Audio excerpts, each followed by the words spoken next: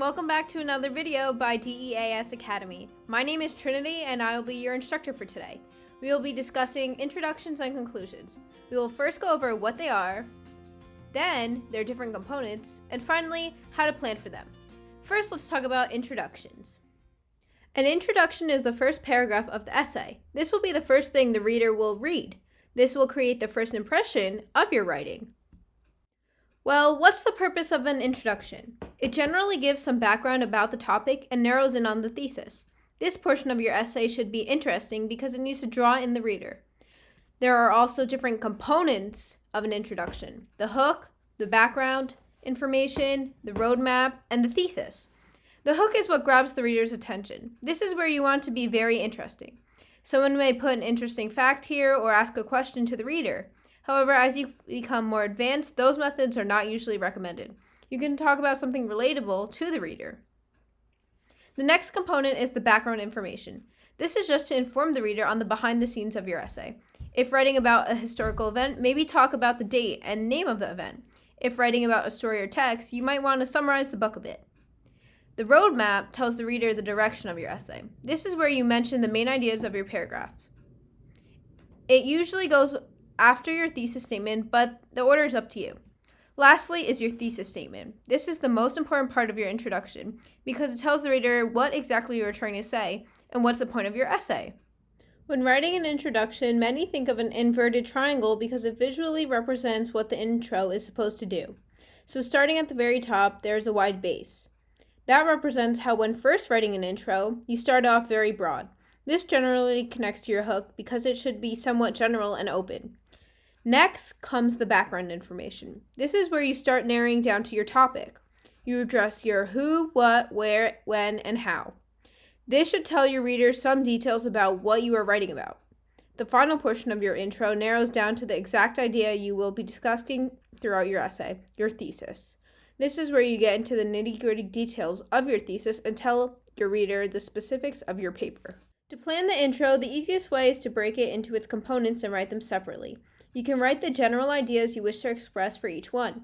Here are some additional tips to help you. Most people write their hook last because it generally takes time to come up with something catchy that can act as your opening line. It may be easier to write everything first, then go back to it later on. This way you have an idea about what you want your reader to think about first before you actually get into the rest of the essay. As I mentioned before, it is up to you if you want to put the thesis statement first or put the roadmap first. I personally recommend writing the thesis, then putting the roadmap. Finally, and most importantly, you should make sure the flow of the paragraph sounds right. Sometimes if you're not careful, the rhythm and sound are off. You should read it over out loud a couple of times once completed. Any parts that you have trouble reading or that don't sound right, fix it. You may have awkward phrasing that messes up with your brain when trying to read. The conclusion is your last paragraph of the essay. You make any last remarks before the reader is left to reflect on your writing on their own. The purpose of the conclusion is to sum up the essay. A lot of conclusions also take some time to go over important points made. You are essentially reminding the reader about those arguments and making sure that they remember them after the essay is complete. However, be careful when doing this because you do not want your conclusion to be a summary of the entire essay. You can summarize for a couple of sentences, but do not go over that amount. Within the conclusion, you may also want to make any important remarks on the analysis when done with the essay. Maybe comment on the significance. Lastly, the conclusion takes a step back to broaden the scope. This might be where you reflect on the impact of your thesis on the rest of the world or how this topic may relate to modern times. As we saw in the introduction, the triangle makes another appearance now, but it is just right side up. Similar to before, the triangle describes the type of information included in the conclusion. You want to broaden the scope of information as you go.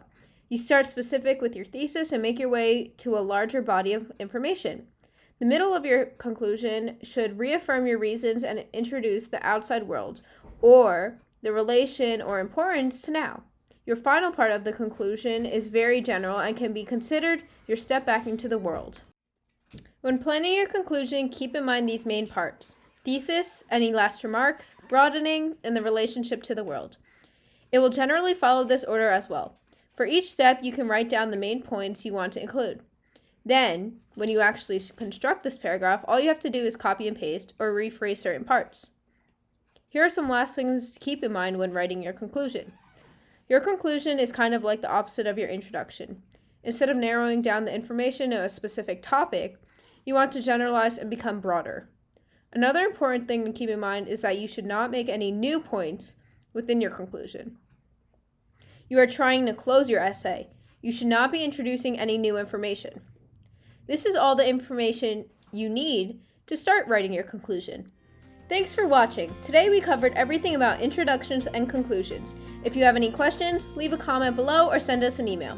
You can check out more about us at our website at deasacademy.com. Thanks!